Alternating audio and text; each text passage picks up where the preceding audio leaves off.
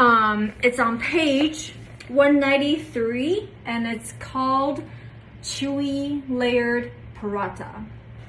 I'm gonna focus on the word chewy here because throughout my asked chewy as how I wanted it to be, and throughout the years I've been looking for the elusive recipe to get it just to the right degree of chewiness that that satisfies me. So when I got this recipe finally exactly where I wanted it to be, I was elated.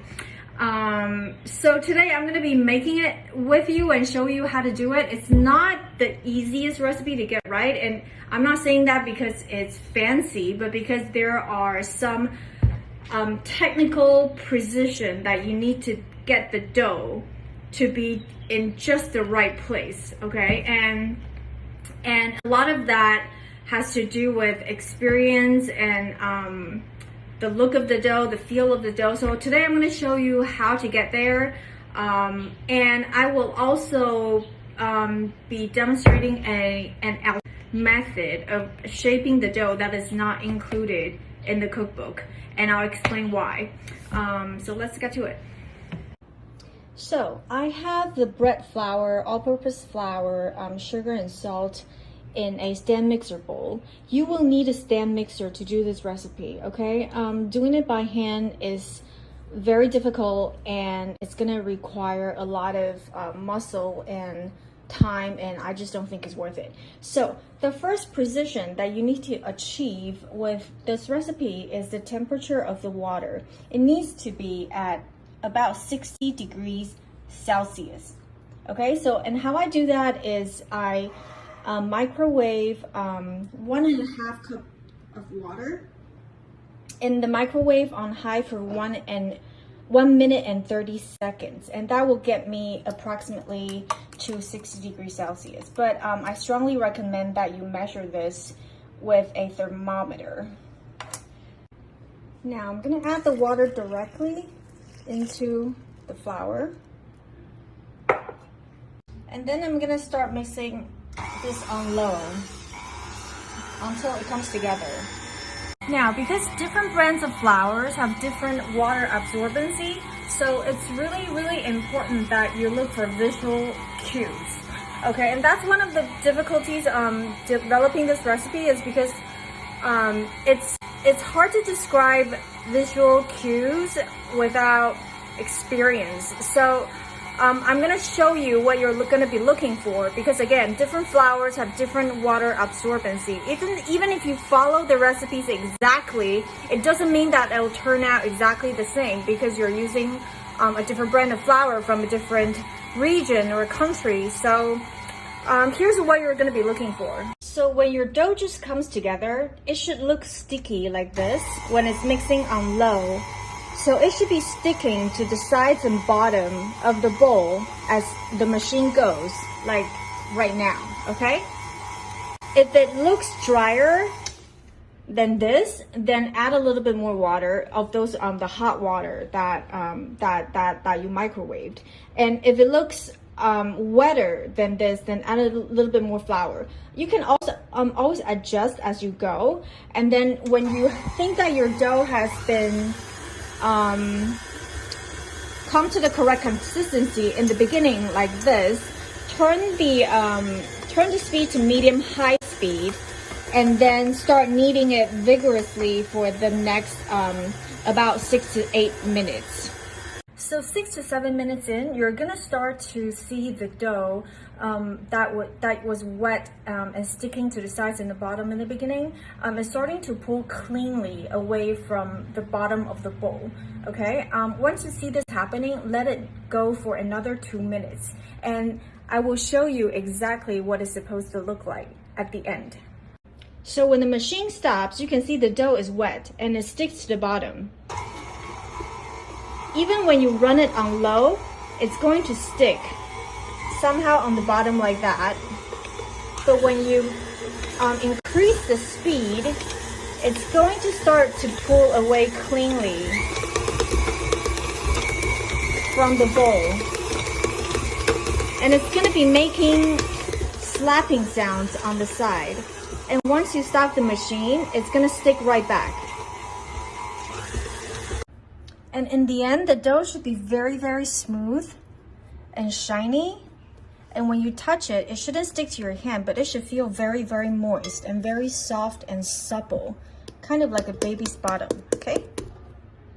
Now put the dough onto the counter. You're not gonna need much flour because it shouldn't be sticking too much. And I'm gonna divide the dough into 4 portions. In the book I said 3 portions because it makes a very large paratha or pie. But here I'm gonna show you, because I'm gonna show you an alternative way of shaping. So I'm gonna do 4 here. And it doesn't really matter, it's just, you know, the difference is just the big paratha and small paratha. Okay, so.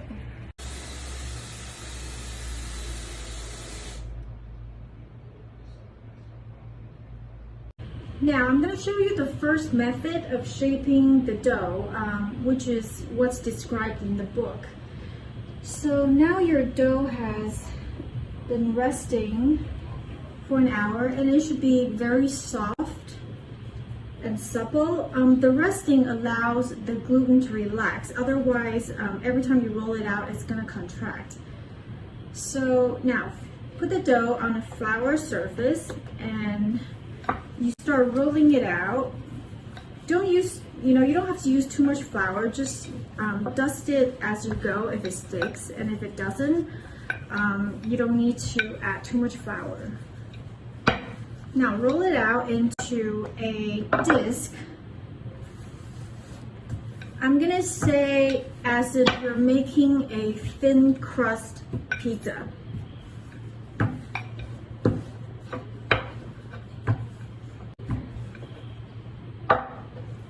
So, like that, okay?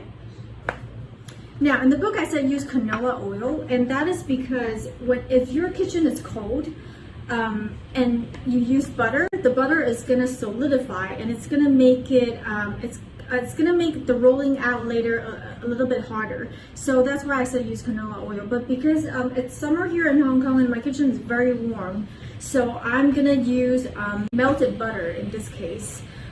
Which is obviously more flavorful, and that's why I prefer it. But if you are somewhere that is cold and your kitchen is cold, then I would suggest using canola oil. So now brush a thin layer of melted butter or canola oil onto the dough, okay? And you're gonna start folding dough. Hold on, I don't know if you can see this, but you're gonna start folding the dough like 1.5 inches thick, and as you go, like press it down to pull out to eliminate any air that is going to be trapped inside the folds, okay, until you got to the end like that, okay. And then now you're going to fold it this way. And a trick that I forgot to mention in the book is that you can now wet your hand and wet the strip of the dough where you're going to fold it so that it's going to stick together easily. And then when you have a snail shape like this, wet your hand again, okay? And then start kind of pressing it down into a ball. This helps the dough sticks together, back together into a ball again, and it makes rolling out later on easier. Okay, so you press it down, stay for a few seconds, turn, press it down, stay for a few seconds again, and then you have a ball like this. Okay, now you can return this back into the oil pan, and then let them rest for another 30 minutes. Now, the second method that is not included in the book is more of a Indian / Southeastern style. The first style that I showed you in the book is more of a northern Chinese technique. And this is closer to the Indian layer paratha that you will find in Indian restaurants or in Southeast Asian restaurants. Now, so how you do it is you oil the surface, working surface, with butter, okay? Or canola oil, depending on, again, like I explained, the temperature of your kitchen.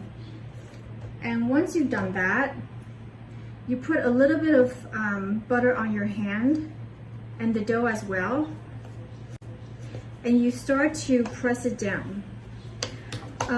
I'm not doing the, if you watch YouTubes a lot on street foods and where they fold the paratha, they do this like flapping motion that stretches the dough out. We're not going to do that because that requires experience and technique, and I can't do it. So I'm going to do it the stupid way, okay? So you're going to start, basically, you're using the friction in between the working surface and the dough to stretch the dough out. And don't rush this, take your time, because it's okay if your dough tears or starts to contract as you go. Don't worry about it. Just slowly work your way outwards, and then once you have a thin dough like this, start lifting on one corner and pulling it outwards, and then use the friction. Okay, use the friction on the board, in between the board and the dough, to help you do this. And see, there's like a hole here. Don't worry about it. It's totally okay.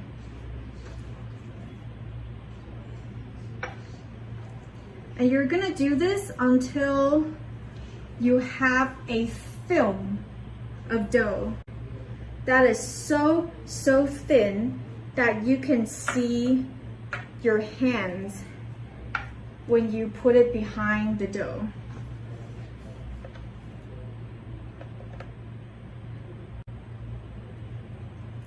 And again, a note here, okay? If you know how to do the flapping motion and you want to do it with this dough, you can do that. But I'm gonna say that this dough is slightly different than the doughs that they make in restaurants and street vendors. This dough has a little bit more gluten, which I'll explain later why. And then, so it's gonna be slightly harder to stretch out. So you can do the flapping thing if you're good at that, no problem. But I prefer doing it this way. So see, the dough is gonna be so thin that you're gonna be able to see your fingers, okay? Once you've achieved that, then it's very simple. We're gonna do simple book folds. You fold 1/3 of the dough over, another third over, a third over, and then a third over. And you're gonna have a square like this.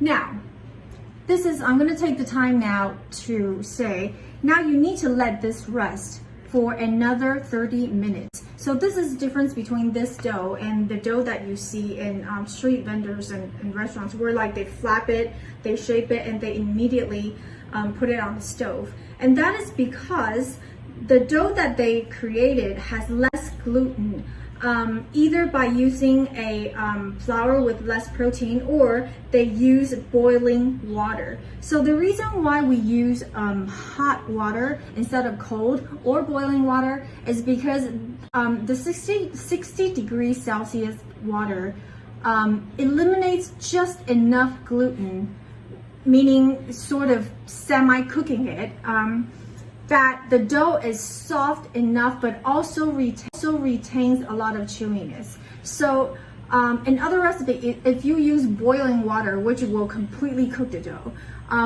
will be much easier to spread out.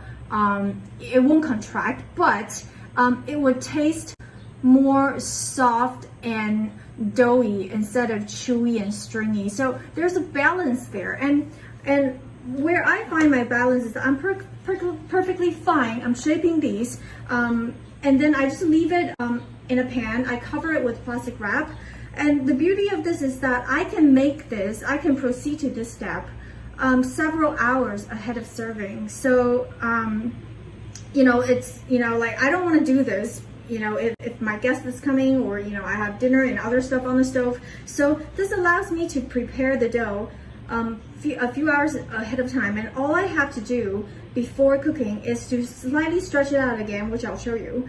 And now I have the first method resting here and the second method resting right here. So you can see that the dough has contracted again, making it not as thin as you initially press it out into a film. And that is because, again, like I explained, there's more gluten in this dough than normal paratha dough. But that is totally fine. You simply let it rest for 30 minutes. If you're in an absolutely hurry, then at least 15 minutes before you cook it, because that way, once the gluten has relaxed, you can stretch it out again, which I'll show you.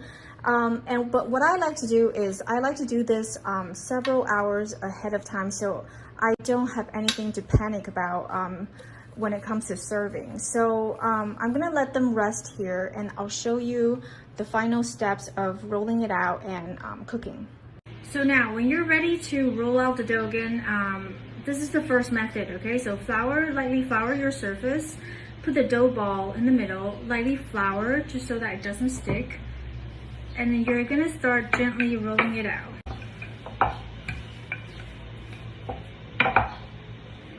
So this is about the thickness that you want in your final paratha rolling out. And then now I'm gonna show you how to cook them. So you want the dough, you want the exterior to be golden brown and crispy like this. And then when you press down on one corner, the other corner is gonna puff up, okay? That's how you know that you've successfully created all these thin layers within. Now, once the paratha comes out of the pan, you're gonna fluff it up like this. Because it's so hot, I'm gonna do it with two spatula, but if you have like hands of steel, you can use your palm to crush it up and then basically just slapping it around. So by doing this, you're gonna create, making the interior really airy. Now it should look like this. The layers inside should be almost translucent and really stringy and stretchy. And the outside should be really, really crispy.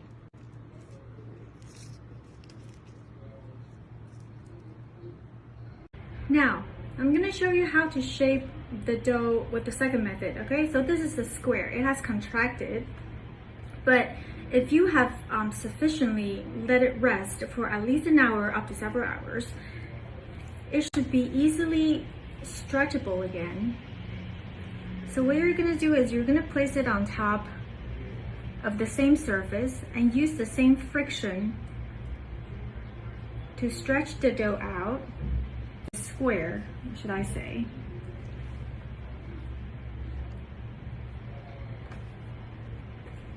Until the layers are very, very thin again.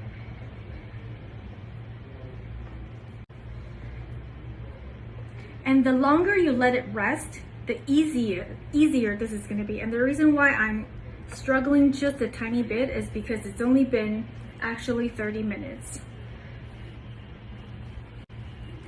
So you should be able to stretch it out again into a large square like this, okay? So once you've achieved this, that's when you cook it.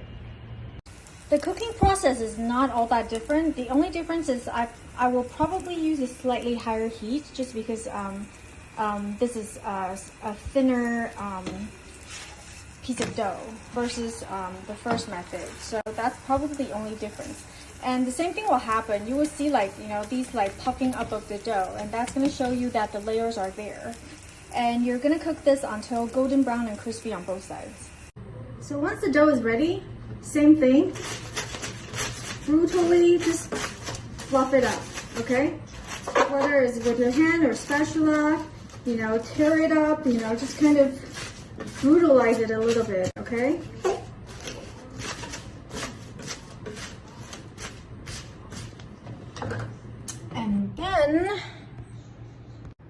And then this is what it will look like. The inner layers are very transparent, okay? It's almost translucent and it's very stringy and chewy. And the exterior is super crispy.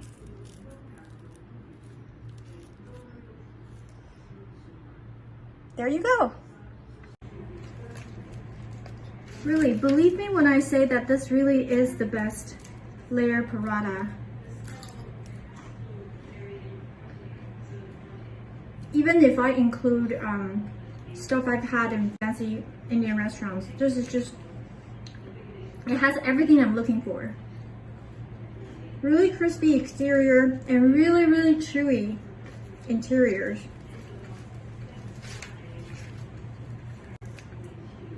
And it has just a slight hint of sweetness. That chew is just so satisfying.